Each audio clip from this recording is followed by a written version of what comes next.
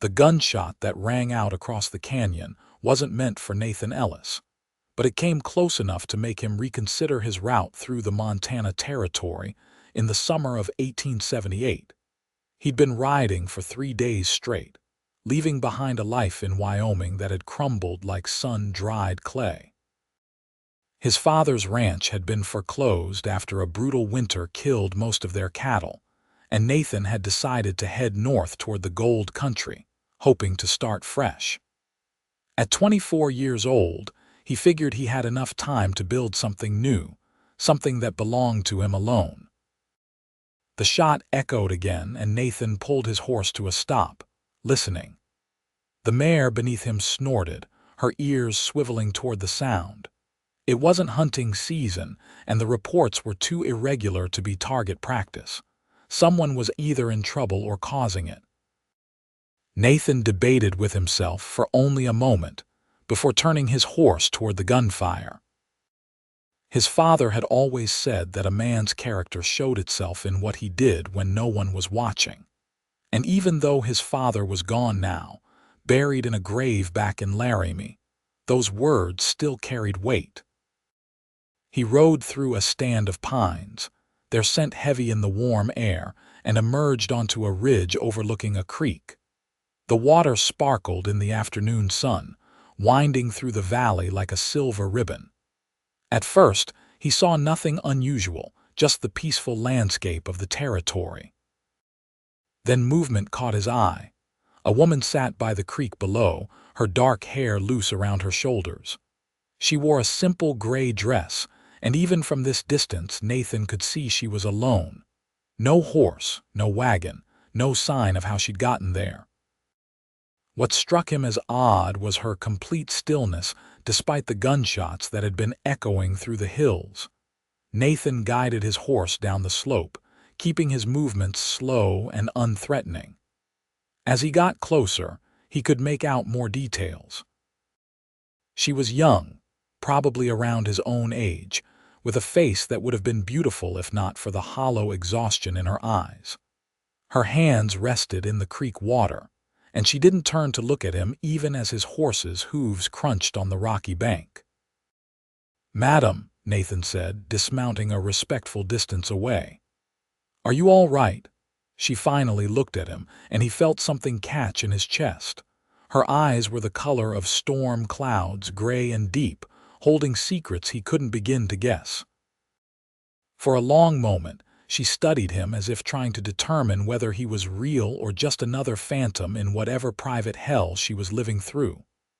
"Water washes away the past," she said, her voice soft but clear.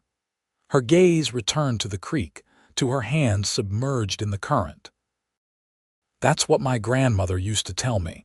I've been sitting here trying to see if it's true." Nathan glanced around, still wary of whoever had been shooting. "Those gunshots I heard, were they aimed at you?" "Maybe," she said. "I don't know any more. I've been running so long I can't tell what's real danger and what's just echoes." He should have been more cautious. A smart man would have tipped his hat, wished her well, and ridden on. The West was full of people with complicated pasts, and getting tangled up in someone else's troubles was a quick way to end up dead or worse. But something about the way she sat there, trying to wash away whatever haunted her, made it impossible for Nathan to leave. "My name's Nathan Ellis," he said, crouching down near the water but keeping enough distance to not seem threatening. "I'm heading up toward Virginia City looking for work. If someone's after you, maybe I can help." She laughed, but there was no humor in it. "Help. That's a word I haven't heard in a genuine way for a long time." "Well, I'm saying it genuine now." She pulled her hands from the water and dried them on her dress. Up close, Nathan could see the calluses on her palms, the kind that came from hard work. Her dress, though clean, had been mended multiple times. Whatever her story was, it wasn't one of privilege or ease. "Noelle Vance," she said finally. "And if you're smart, you'll get back on your horse and forget you saw me." "I've never been accused of being particularly smart," Nathan replied, and this time he got a hint of a real smile from her. The sound of hoofbeats reached them, coming fast. Noel's whole body tensed, and Nathan saw fear flash across her face. Without thinking, he moved closer, putting himself between her and the direction of the sound. 3 riders emerged from the tree line, and Nathan recognized the type immediately. They weren't lawmen, despite the tin stars pinned to their vests. They were the kind of men who bought badges for $1 in towns desperate enough not to ask questions about their methods. "There you are," the lead rider said, pulling his horse to a stop. He was a thick-set man with a beard stained yellow from tobacco. "Been looking for you, Noel. Mr. Caldwell wants his property back." "I'm not property," Noel said, standing up. Her voice shook slightly, but she held her ground. "And I paid what I owed," the man laughed. "That ain't how Mr. Caldwell sees it. You signed a contract, girl. 3 years of work, and you only gave him one before you ran off." Nathan's mind worked quickly, piecing together the situation. Indentured servitude was supposed to be illegal, but in the territories, laws were flexible things, bent and shaped by whoever had the most money and guns. Noel must have signed on to work off a debt, maybe for passage west or to pay for a family member's burial, and now she was trying to escape. "The lady says she's paid," Nathan said, his hand resting casually near his revolver. "Maybe you boys should respect that." The lead rider's eyes narrowed. "This ain't your concern, stranger." "I'm making it my concern." The 3 men exchanged glances, clearly weighing their options. Nathan was outnumbered, but he had the advantage of position, and more importantly, he had the look of someone who knew how to use the gun at his hip. His father had taught him to shoot when he was 10, and he'd had plenty of practice hunting game in the Wyoming mountains. "You really want to die for some girl you just met?" the leader asked. "I really want to see justice done," Nathan replied. "And 3 armed men chasing down 1 unarmed woman doesn't look like justice to me." The standoff stretched out, tense as a drawn bowstring. Finally, the leader spat into the dirt. "This ain't over. Mr. Caldwell has reach in these parts." "Then he can reach all the way to the sheriff in Virginia City," Nathan said. "That's where we're heading. If his claim is legal, he can present it to proper authorities." The men clearly didn't like it, but they also didn't seem eager for a gunfight. After more muttering among themselves, they wheeled their horses around and rode off, though not before the leader called back. "You made a mistake, stranger. Mark my words." Nathan waited until they were out of sight before turning back to Noel. She was trembling now, her arms wrapped around herself. "You shouldn't have done that. They'll come back with more men." "Maybe," Nathan acknowledged, "which is why we need to get moving. How long have you been running from them?" 2 months, Noel said, and exhaustion rolled off her in waves. "I've been sleeping rough, avoiding towns. I thought I was far enough north, but they have contacts everywhere." Nathan walked to his horse and grabbed his canteen, offering it to her. She drank gratefully, and he tried not to notice the way her throat moved as she swallowed, or the way the sun caught in her dark hair. "What's this Caldwell's full name?" he asked. "Marcus Caldwell. He runs a boarding house in Helena, but that's just his front." "Really? He traffics in people, brings in workers from the East with promises of wages and opportunity, then uses contracts to trap them. I was desperate when I signed on. My parents died of fever and I had nothing. He promised me room, board, and wages if I worked 3 years as a cook and cleaner. But he didn't keep his promises." Noel's laugh was bitter. "He kept me locked in at night, fed us scraps, worked us from before dawn until after dark, and the wages he promised, always deducted for some made-up expense. After a year, I realized I'd never be free unless I ran." Nathan felt anger building in his chest. He'd heard of operations like Caldwell's, but hearing about them and seeing the result in front of him were two different things. Noel's eyes held shadows that spoke of worse things than she was saying, and he didn't press her for details. "All right," he said.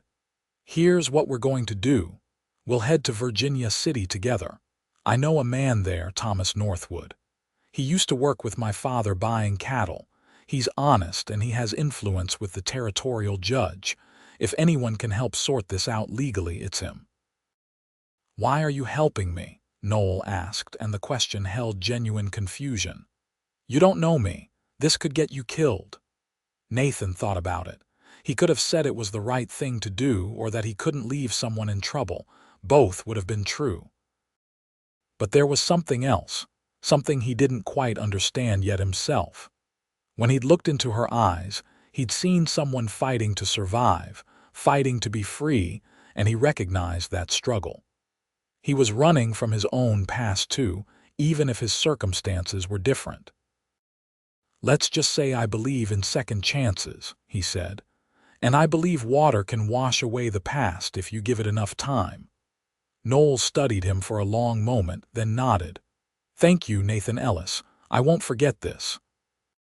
They made camp that night in a sheltered grove several miles from the creek. Nathan had been hoping to cover more distance, but Noel was exhausted, and he could tell she was running on nothing but fear and determination. She needed rest, real rest, before they pushed on. He built a small fire, keeping it low to avoid drawing attention, and divided his supplies with her.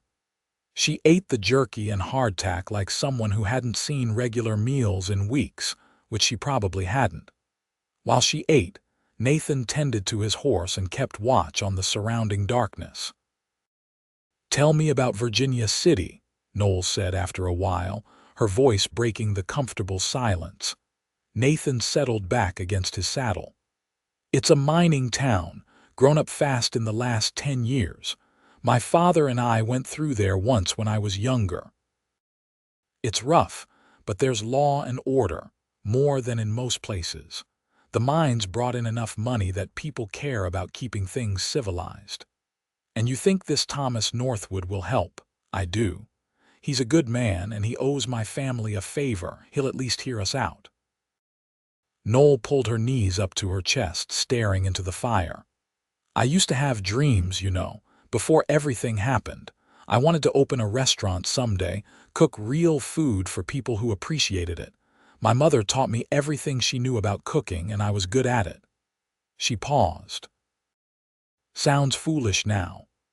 "Doesn't sound foolish at all," Nathan said. "Sounds like something worth fighting for." She looked at him across the fire, and for the first time since he'd found her, he saw something other than fear and exhaustion in her expression. There was hope there, fragile as spring ice, but real. "What about you?" she asked. "What are your dreams?" Nathan hadn't thought about his dreams in months, not since watching his father's ranch get sold off piece by piece. "I want land of my own someday. Not a big operation, just enough to run some cattle and horses. Build a house that'll stand for 100 years. Maybe have a family." He felt self-conscious saying it out loud, but Noel nodded as if she understood. "Those are good dreams," she said softly. They talked late into the night, sharing stories of their pasts. Nathan told her about growing up on the ranch, about learning to rope and ride before he could read. He told her about his mother, who died when he was 12, and his father, who'd worked himself to death trying to keep the ranch afloat. Noel told him about her childhood in Ohio, about coming west with her parents seeking a better life, only to have disease steal them away within a month of arriving in Montana. The more they talked, the more Nathan felt something shifting inside him. He'd been numb for months, just going through the motions of survival. But Noel's presence, her voice, the way she listened with complete attention, it was bringing him back to life. He found himself noticing details he'd stopped paying attention to, the way firelight danced in her eyes, the gentle curve of her smile when he said something that amused her. He took first watch, letting Noel sleep wrapped in his spare blanket. She protested at first, saying she didn't want to take his things, but he insisted. Watching her sleep, he felt a fierce protectiveness rise in him. Whatever it took, he was going to make sure she got free of Caldwell and his men. They set out before dawn, riding double on Nathan's mare. The horse wasn't pleased with the extra weight, but she was strong and didn't complain too much. Noel sat behind Nathan, her arms around his waist for balance, and he tried to ignore how aware he was of her presence, the warmth of her against his back. The trail to Virginia City would take them 3 more days if they pushed hard. Nathan chose routes that avoided main roads, sticking to game trails and wilderness paths. It made the journey slower, but safer. They couldn't risk running into Caldwell's men again, not when the next confrontation might not end so peacefully. During their second day together, they stopped at a stream to water the horse and rest. Noel knelt by the water, splashing her face, and Nathan found himself watching her again. She caught him looking and raised an eyebrow. "What?" she asked, a hint of a smile playing at her lips. "Nothing," Nathan said, feeling heat rise in his face. "Just thinking you look better, more rested." "That's because of you," Noel said, standing and walking over to him. 2 days ago, I was ready to give up. I'd been running so long, I didn't even remember what I was running toward, only what I was running from. But you gave me hope again. She stood close enough that he could see the flecks of blue in her gray eyes, close enough that he could smell the pine scent that clung to her hair. His heart hammered in his chest, and he realized with sudden clarity that he was falling for this woman, falling hard and fast in a way that should have terrified him but somehow didn't. "Noel," he started, not sure what he wanted to say. She reached up and touched his face, her palm rough with calluses but gentle. "I know," she said softly. "I feel it too." He kissed her then, unable to stop himself. It was gentle at first, questioning, but when she responded, pressing closer, it deepened. Nathan wrapped his arms around her, holding her like she was something precious that might disappear. When they finally broke apart, both breathing hard, Noel rested her forehead against his chest. "This is crazy," she murmured. "We barely know each other." "I know," Nathan agreed. "But it doesn't feel crazy. It feels right." She looked up at him, and he saw his own emotions reflected in her eyes. Fear, yes, but also something stronger, something that felt like the beginning of love. "What happens when we get to Virginia City, when all this is resolved?" "Then we figure out what comes next," Nathan said. "Together, if you want." "I want," Noel said, and kissed him again. They reached the outskirts of Virginia City on the 4th day of travel. The town sprawled across the valley, a mix of permanent buildings and temporary structures thrown up by miners and merchants chasing gold. The streets bustled with activity, freight wagons jostling with riders and pedestrians. Nathan could hear the stamp mills in the distance, crushing ore with a rhythmic pounding that never stopped. "It's bigger than I expected," Noel said, taking in the sight.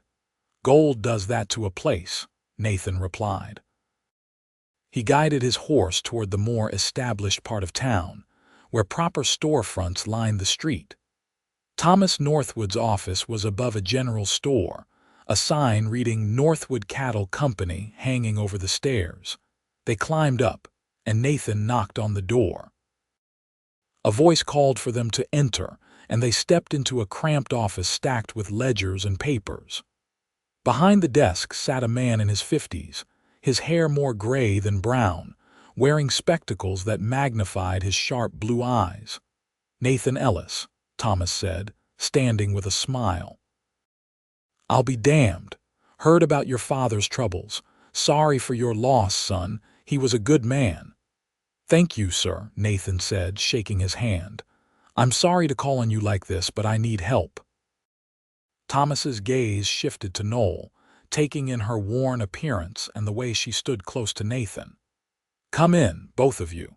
Sit down and tell me what's going on." Nathan explained the situation, with Noelle filling in details about her contract with Caldwell and her escape. Thomas listened without interrupting, his expression growing darker as the story unfolded. "Marcus Caldwell," he said when they finished. "I've heard the name. He's got friends in Helena, people who look the other way in exchange for a cut of his profits.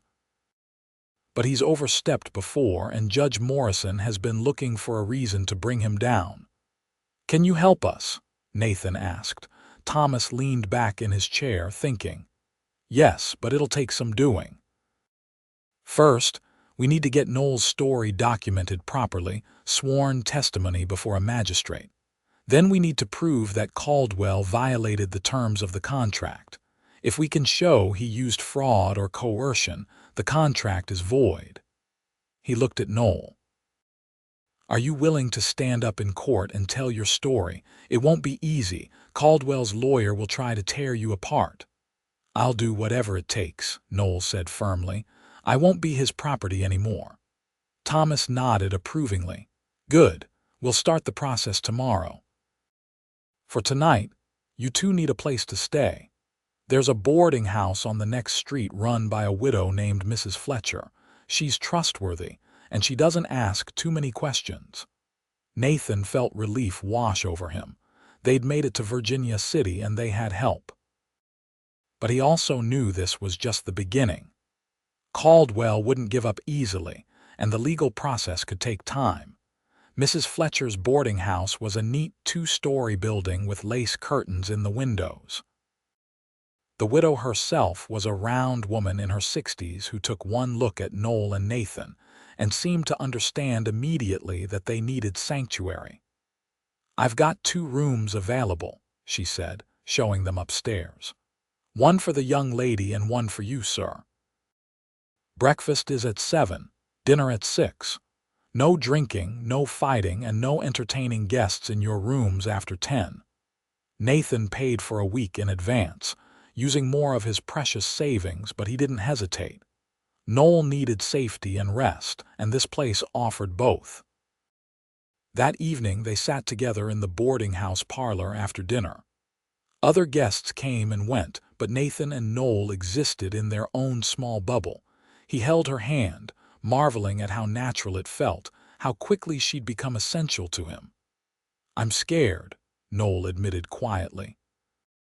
"What if the judge doesn't believe me? What if Caldwell's influence reaches even here?" "Then we'll deal with it," Nathan said. "Together. I'm not going anywhere, Noelle. I meant what I said by that creek. We're in this together now." She squeezed his hand. "I never believed in fate or destiny or any of that. But finding you, or you finding me, it feels like it was meant to happen." "Maybe the water did wash away your past," Nathan said with a small smile, "and gave you a chance at a new future." Over the following days, they worked with Thomas to build their case. Noelle gave her testimony to a magistrate, describing in painful detail the conditions of Caldwell's operation. Other witnesses came forward, too, men and women who'd escaped similar situations or knew of others trapped in Caldwell's system. It turned out that Noelle's case was the key that opened a floodgate of complaints. During this time, Nathan and Noelle grew closer. They spent their evenings walking through Virginia City, talking about everything and nothing. Nathan showed her the sights, such as they were, and they made plans for the future, tentative at first but growing more solid with each passing day. "When this is over," Nathan said one evening as they watched the sunset paint the mountains gold, "I want to find that land I told you about. Maybe not right away, but someday. And I want you there with me." Noelle turned to him, her eyes shining. "Are you asking me to marry you, Nathan Ellis?" He felt his heart race. It was fast, probably too fast, but everything about this felt right. "I am, if you'll have me. I know we've only known each other a couple weeks, and I know I don't have much to offer right now. But I love you, Noelle Vance.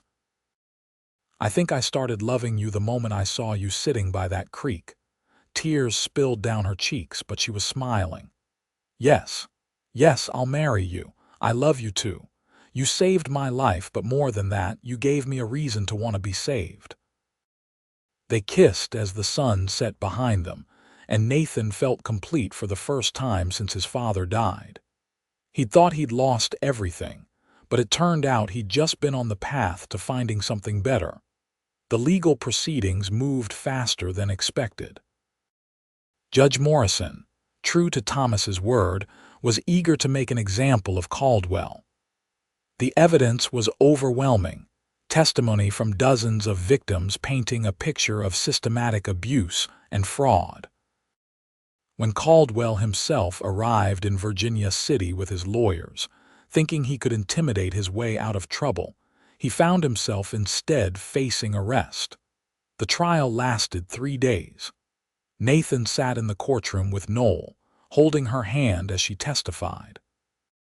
She was magnificent, speaking clearly and without hesitation about her experiences. Caldwell's lawyer tried to shake her story, suggesting she was lying to escape a legitimate debt, but Noelle didn't waver. "I worked 18-hour days," she said, her voice carrying through the courtroom. "I was locked in at night like a prisoner. I was fed barely enough to survive, and I saw other women worked until they collapsed. That's not employment, Your Honor. That's slavery, and I won't be silent about it anymore." The jury deliberated for less than 2 hours before returning with a guilty verdict on multiple counts of fraud, coercion, and illegal imprisonment. Judge Morrison sentenced Caldwell to 10 years in territorial prison and ordered him to pay restitution to all his victims. It wouldn't undo the harm he'd caused, but it was justice, real and concrete. When the verdict was read, Noelle collapsed against Nathan, sobbing with relief. "It's over," she kept saying. "It's really over. It's over," Nathan confirmed, holding her tight. "You're free." They were married 2 weeks later in a small ceremony at the church in Virginia City. Thomas Northwood stood as Nathan's witness, and Mrs. Fletcher stood for Noelle. The widow had become something of a mother figure to Noelle, and she cried through the entire ceremony. Nathan had used the last of his money to buy Noelle a simple gold band, and when he slipped it on her finger, he felt like the richest man in Montana. She wore a dress that Mrs. Fletcher had altered for her, pale blue cotton that brought out the color in her eyes. Nathan thought she was the most beautiful thing he'd ever seen. "I, Nathan Ellis, take you, Noelle Vance, to be my lawfully wedded wife," he said, his voice steady despite the emotion threatening to overwhelm him. "I promise to stand by you, to protect you, and to love you for all the days of my life." Noelle's voice shook as she repeated her own vows, but her gaze never left his face. "I, Noelle Vance, take you, Nathan Ellis, to be my lawfully wedded husband. You saved me when I had given up hope. You showed me that goodness still exists in this world. I promise to love you, to build a life with you, and to never forget what you've done for me." "What we've done for each other," Nathan corrected gently, and she smiled through her tears. The preacher pronounced them husband and wife, and when Nathan kissed Noelle, sealing their union, he felt like everything that had brought him to this moment, all the pain and loss and struggle, had been worth it to end up here with her. Thomas had arranged for them to stay in a small house on the edge of town for their wedding night, a place with actual privacy and a real bed. Nathan carried Noelle over the threshold, both of them laughing, and set her down gently in the main room. "Mrs. Ellis," he said, testing out the name. "Mr. Ellis," she replied, her eyes sparkling. "I like the sound of that." They made love that night with the tenderness of two people who'd found something precious and rare. Afterward, lying tangled together in the darkness, Noelle traced patterns on Nathan's chest. "Tell me about this land you want," she said sleepily. "Paint me a picture." Nathan thought about it, letting the dream take shape in his mind. "It'll be somewhere with good grass and water. Maybe near the mountains, but in a valley where we're protected from the worst of the winter storms. We'll build a house from logs we cut ourselves, solid and strong. There'll be a porch where we can sit in the evenings and watch the sunset. We'll run cattle and horses, not a huge operation, just enough to live comfortably. And a big kitchen, Noelle added, with a proper stove and a table where we can feed our friends and family. How many children do you want? Nathan asked, the question intimate in the darkness. At least 3, Noelle said. I always wanted siblings growing up. I don't want our children to be lonely. 3 sounds perfect, Nathan agreed, kissing the top of her head. 2 boys and a girl maybe, or 3 boys, or 3 girls. I'm not particular, Noelle laughed. I don't think we get to choose. Then whatever God gives us will be perfect, Nathan said and meant it. They spent the next months in Virginia City, working and saving money. Nathan took a job with Thomas, helping manage cattle drives and learning the business end of ranching. Noelle got work at one of the better restaurants in town, and her cooking quickly earned a reputation. People came from across the territory to taste her roast beef and apple pie. By late autumn, they'd saved enough to start looking for land. Thomas put them in touch with a surveyor who knew of a valley about 20 miles south of Virginia City, accessible but remote enough to offer privacy. They rode out to see it on a crisp October morning, the aspens golden against the dark green of the pines. The valley was everything Nathan had imagined and more.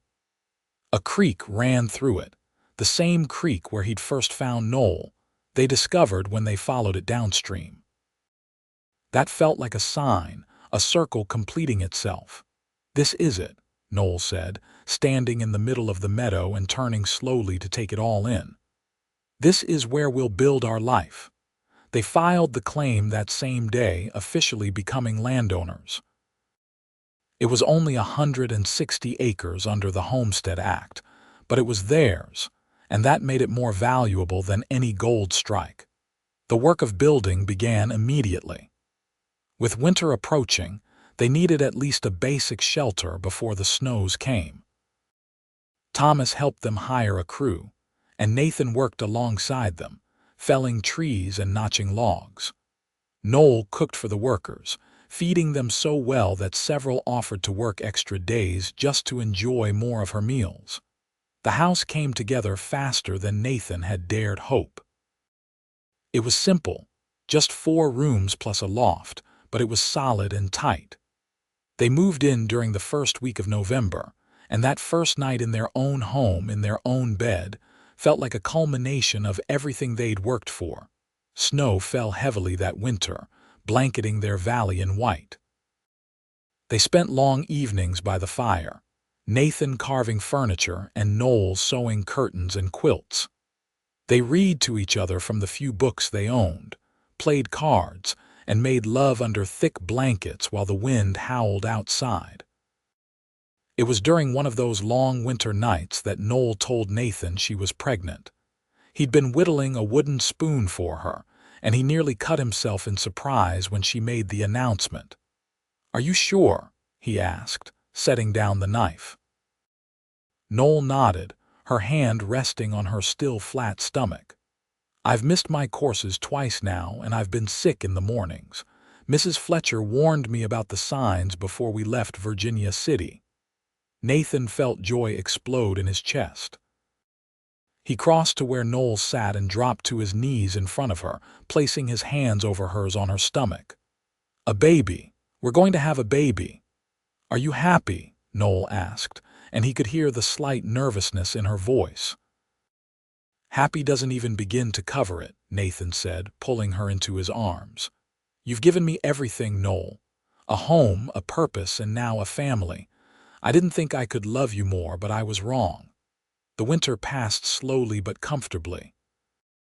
As Noelle's belly grew, Nathan found himself becoming almost obsessively protective. He insisted she not work too hard, not lift anything heavy, not go outside in the cold. Noelle bore his fussing with good humor, though she occasionally had to remind him that she was pregnant, not fragile. Spring arrived with a rush of meltwater and new growth. They acquired cattle from Thomas, starting small with just 20 head. Nathan built fences and broke horses, working from dawn to dusk to get their operation running. Noelle tended a garden and continued to cook, preparing meals that sustained them through the hard work. Their son was born on a warm June evening in 1879, with Mrs. Fletcher serving as midwife. Nathan paced outside their bedroom for hours, listening to Noelle's cries and feeling helpless. When Mrs. Fletcher finally called him in and placed the squalling baby in his arms, Nathan felt his world shift on its axis. "He's perfect," he breathed, staring at the tiny red face and waving fists. "He has your eyes," Noelle said from the bed, exhausted but glowing. "What should we name him?" They discussed names through the winter but never settled on one. Now, holding his son, Nathan thought about all the men who'd helped them get here. "Thomas," he said. "After Thomas Northwood. If not for him, we wouldn't have won against Caldwell. We wouldn't have this life." "Thomas Ellis," Noelle said, testing it out. "I like it." "Tommy." Little Tommy thrived, growing strong and healthy through the summer and into autumn. Nathan split his time between working the ranch and doting on his son, marveling at every small milestone. When Tommy smiled for the first time, when he rolled over, when he grabbed his father's finger and held on tight, Nathan felt his heart expand in ways he hadn't known were possible. Their second child, a daughter, arrived in the spring of 1881. They named her Sarah, after Noelle's mother.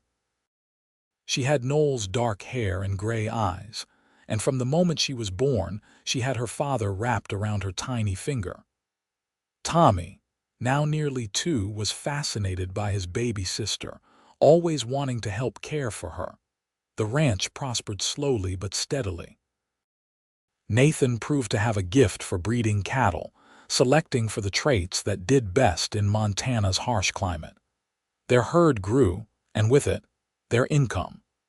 Noelle's garden expanded, and she began preserving food not just for their family but to sell in Virginia City. Her jams and pickles became sought after, adding to their income. By 1883, they had enough saved to expand the house, adding 2 more bedrooms and enlarging the kitchen. Noelle was pregnant again, and this time Nathan hoped for another boy, someone to help Tommy with the ranch work as they all grew older. He got his wish when their third child, another son, arrived in late autumn. They named him Daniel, and he proved to be the most adventurous of their children, always getting into everything the moment he could crawl. Life settled into a rhythm, punctuated by the seasons and the needs of the ranch.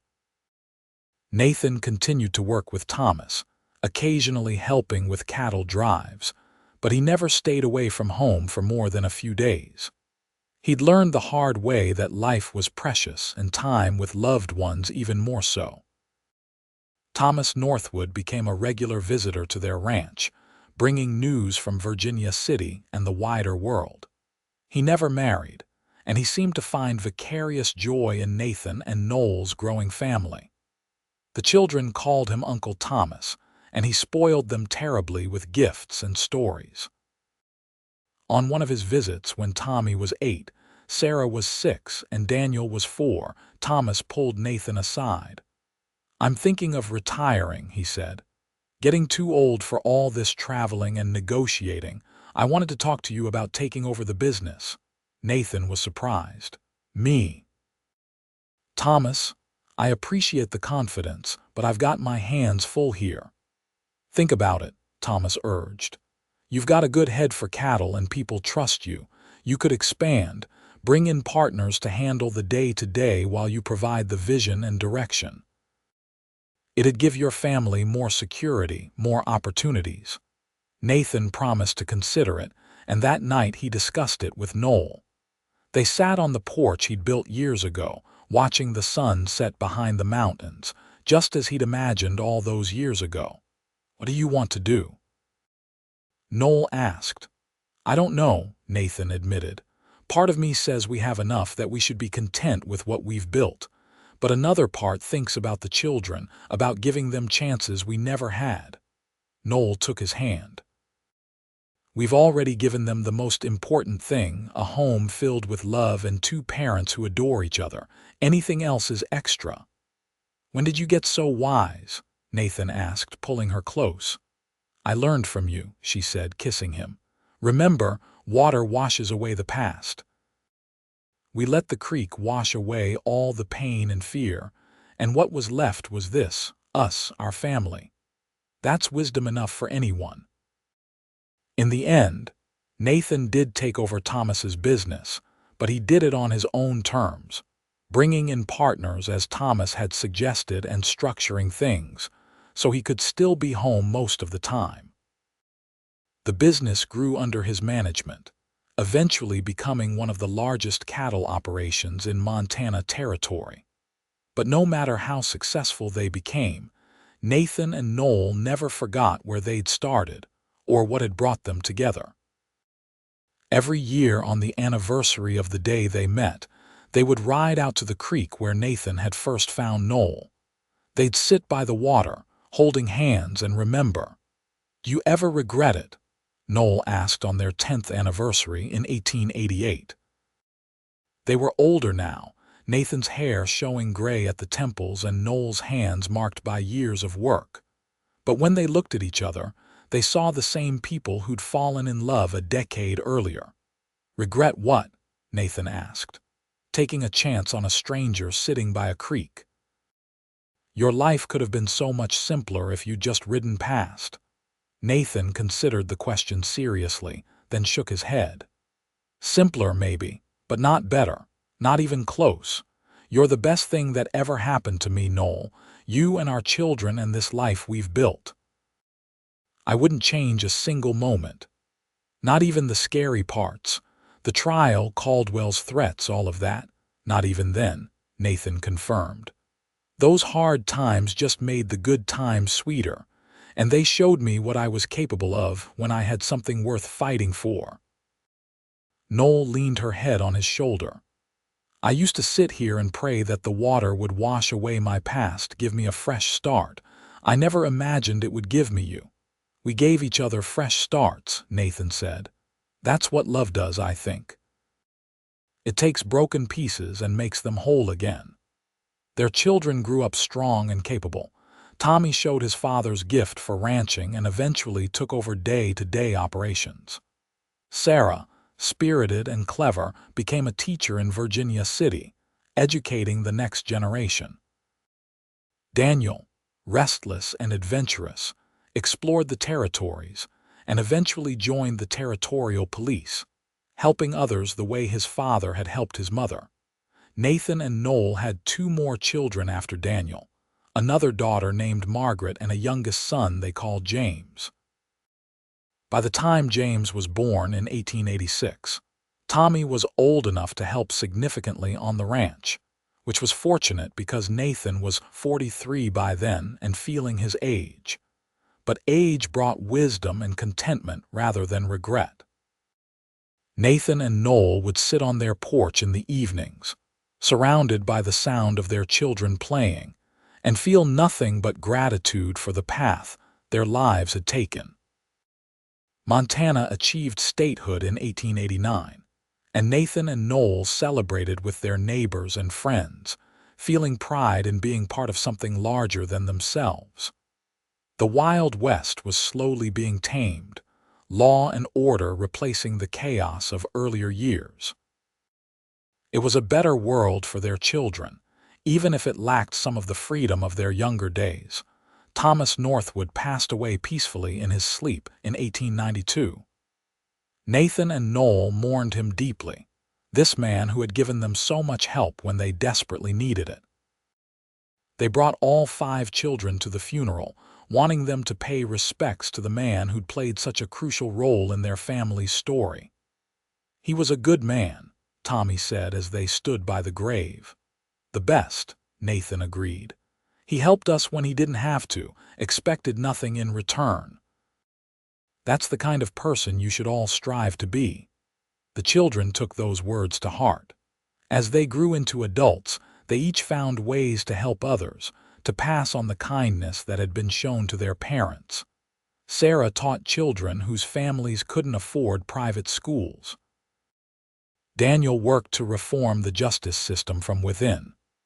Tommy hired workers who others had cast aside, giving them chances to prove themselves. By the turn of the century, Nathan and Noel were in their late 40s, still running their ranch, but taking things easier. They had grandchildren now, Tommy having married a girl from Virginia City, and nothing gave them more pleasure than watching their children raise families of their own. One evening in the summer of 1903, they rode out to the creek one more time. It had become harder to make the journey as they aged, but they were determined to keep the tradition alive. They sat by the water, their bodies touching from shoulder to hip, and watched the current flow past. 25 years, Noel said softly. Has it really been that long? Feels like yesterday, Nathan replied, and also like forever. Does that make sense? Perfect sense, Noel said. Time is strange when you're happy. It flies by, but every moment feels full. Nathan thought about all that had happened in those 25 years. The struggles and triumphs, the children born and raised, the ranch built from nothing into something substantial. But most of all, he thought about the woman beside him, who'd started as a desperate stranger and become the center of his entire world. I still love you, he said, the words simple but containing everything he felt. Just as much as that first day, maybe more. I love you too, Noel replied.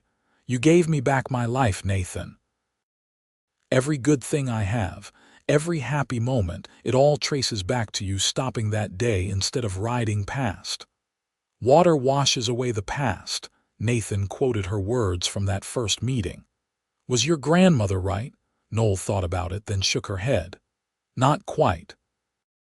The water didn't wash away my past, it transformed it. The pain and fear are still part of my story, but they're not the whole story anymore. They're just chapters that led me to you. Nathan understood. His own past, the loss of his parents and the ranch, the uncertainty and grief, those things hadn't disappeared. But they'd been incorporated into something larger, something beautiful. The struggles had meaning because they'd led him to this moment, to this woman, to this life. They sat by the creek until the sun set, then rode home slowly in the gathering dusk. The house they'd built with their own hands glowed with lamplight, and they could hear their children and grandchildren inside, gathered for Sunday dinner as they often were now. We did good, Nathan said, looking at the house and thinking about all it represented. We did very good, Noel agreed, squeezing his hand. The years continued to pass, bringing changes but also continuity. The ranch stayed in the family, passed down through Tommy and his children. Sarah's students went on to become teachers themselves, spreading education throughout Montana. Daniel rose to become a territorial judge, known for his fairness and compassion. Margaret married a doctor, and together they brought modern medicine to remote areas. James, the youngest, became a writer, documenting the history of Montana and preserving stories that might otherwise have been lost. Nathan and Noel lived to see Montana thrive in the 20th century. They watched automobiles replace horses on some roads, though they stubbornly kept riding until their bodies wouldn't allow it anymore.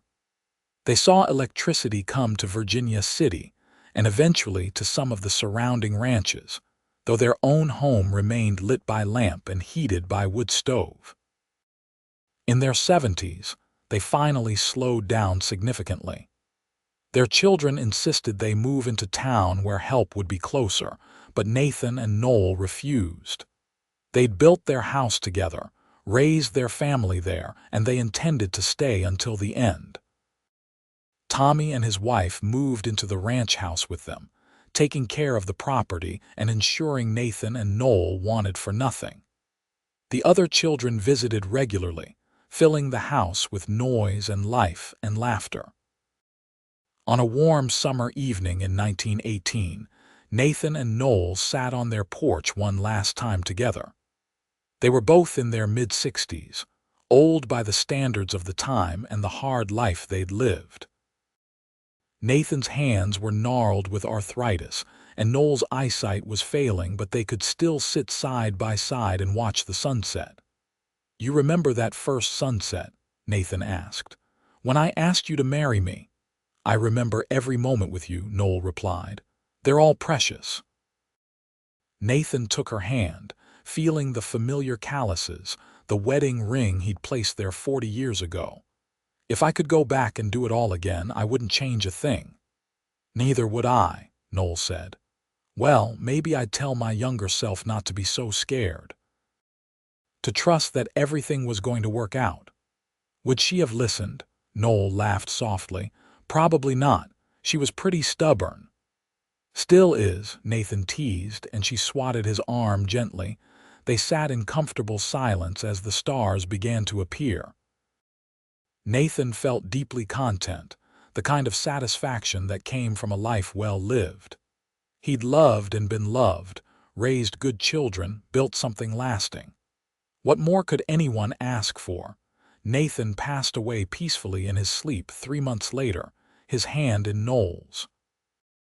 She mourned him deeply, the love of her life, but she didn't fall apart. They'd had 40 wonderful years together, and she carried those memories like treasures. Noelle lived another 5 years, surrounded by children and grandchildren and even great-grandchildren. She spent her time telling stories about Nathan, about their early days, about building the ranch and raising their family. She made sure the next generation knew where they came from, what struggles had been overcome to give them the life they had. On the anniversary of the day she'd met Nathan, which would have been their 45th, Noelle asked Tommy to take her to the creek. She was 90 years old by then, frail and tired, but determined. Tommy carried her the last bit to the water's edge and set her down gently. Noelle sat there, her hand trailing in the current, and thought about that desperate woman who'd been sitting in this exact spot so many years ago. "Water washes away the past," she murmured, repeating the words she'd spoken to Nathan. And then, with sudden clarity, she understood the truth her grandmother had been trying to teach her. The water didn't erase the past, it carried you from the past into the future, cleansing you, transforming you, giving you the strength to move forward. She'd sat by this creek broken and afraid, and the water had brought Nathan to her. Together, they'd built a life more beautiful than anything she could have imagined. The pain of her past hadn't disappeared, but it had been washed clean of its power to hurt her. In its place had grown love, family, purpose. "Thank you," Noelle whispered, not sure if she was talking to the water, to God, to Nathan's memory, or to the universe in general. "Thank you for everything." Tommy found her there an hour later, still sitting peacefully by the water. She'd passed quietly, a smile on her face, her hand trailing in the current. He gathered her gently, tears streaming down his own face, and carried her home one last time. They buried Noelle next to Nathan on a hillside overlooking their valley. All 5 of their children were there, along with dozens of grandchildren and great-grandchildren. The marker was simple, carved with both their names and a single line Noelle had requested before she died. "Water washes away the past, and love creates the future." The ranch stayed in the family for generations. Tommy's children worked the land, then their children, and theirs after them. The house Nathan and Noelle had built stood for over 100 years, a testament to the care and skill that had gone into its construction. The story of how Nathan and Noelle met became family legend, passed down through generations. Great-grandchildren would sit by the creek where it had all begun and try to imagine that first meeting. the desperate woman and the cowboy who stopped to help her. The story was told at weddings and births, a reminder that love could bloom in the unlikeliest circumstances, that kindness mattered, that taking a chance on another person could change everything. Some of the descendants became ranchers like Nathan. Others became teachers like Sarah, or lawmen like Daniel, or doctors like Margaret's husband, or writers like James. But all of them carried forward the values Nathan and Noelle had instilled, the belief that people mattered more than profit, that helping others was always worthwhile. That love was the foundation everything else was built on. The creek continued to flow through the valley, just as it had for thousands of years before, and would for thousands more. Sometimes, people would sit by its banks and think about the past, about the woman who'd sat there waiting for her life to change, about the cowboy who'd stopped to help. They'd think about how one moment of compassion had rippled forward through time, creating families, shaping lives, leaving a legacy of love. And if they listened carefully to the sound of the water, they might hear echoes of that first conversation, the words that had started everything. Water washes away the past. Then we'll start fresh together.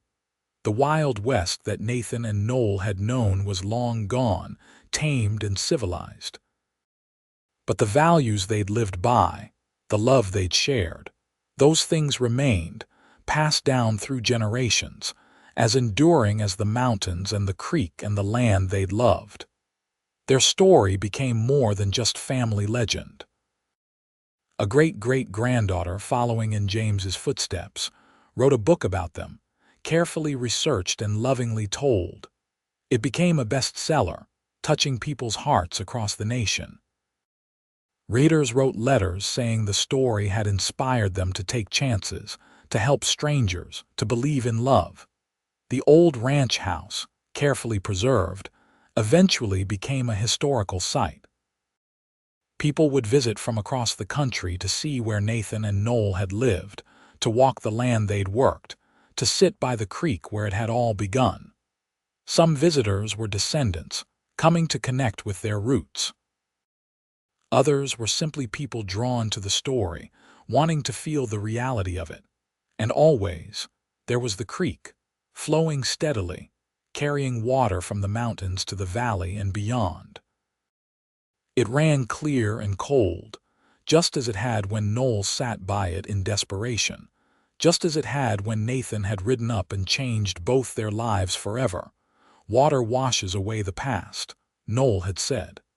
And she'd been right, in ways she couldn't have known that day.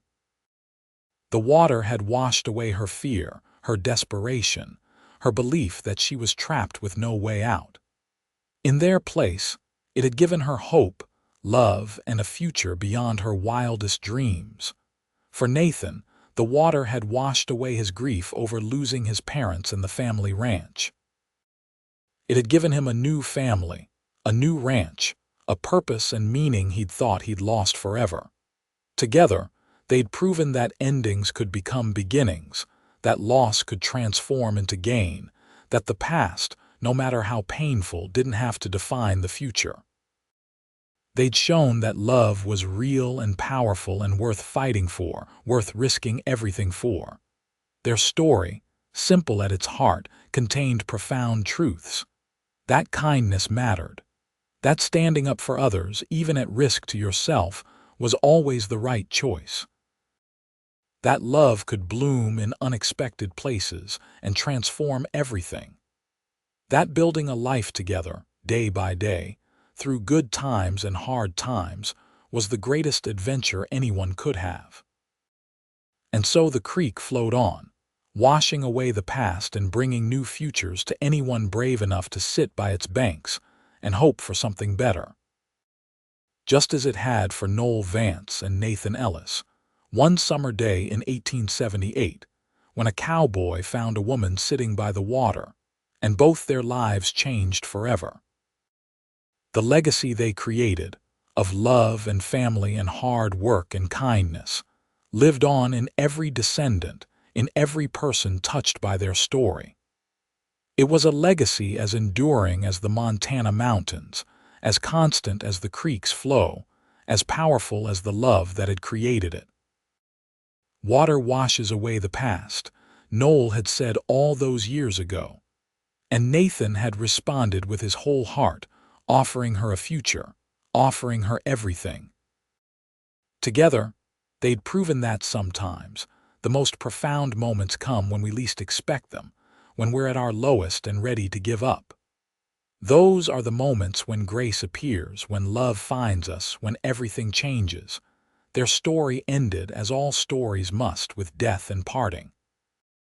But it also ended with fulfillment, with satisfaction, with the deep knowledge that their time together had been well spent, that their love had created something beautiful and lasting. The ranch prospered under new generations. The house stood strong. The children and grandchildren and great-grandchildren carried forward the lessons learned. And the creek flowed on, eternal and cleansing, washing away the past and always, always, offering hope for the future. That was the gift Nathan and Noel left behind, greater than any property or wealth. They left behind the knowledge that love conquers all, that kindness matters, that taking a chance on another person can change the world. They left behind proof that happy endings are possible, that they're worth working for, that they're real. And every time someone sat by that creek, listening to the water, they could feel it, the echo of that moment when everything changed, when a cowboy and a desperate woman found each other and created something beautiful together. They could feel the truth of Noel's grandmother's wisdom, that water really does wash away the past, not by erasing it, but by cleansing it of its power to hurt us, by carrying us forward into new and better futures. The sun set over the valley one more time, painting the mountains gold and casting long shadows across the land. The creek caught the light, sparkling like diamonds. And if you listened very carefully, you might hear voices in the water, a man and a woman talking, laughing, loving each other through all the years they had together. "Water washes away the past," she said. "Then let it wash away mine too," he replied. "And let's build a future together." And they did.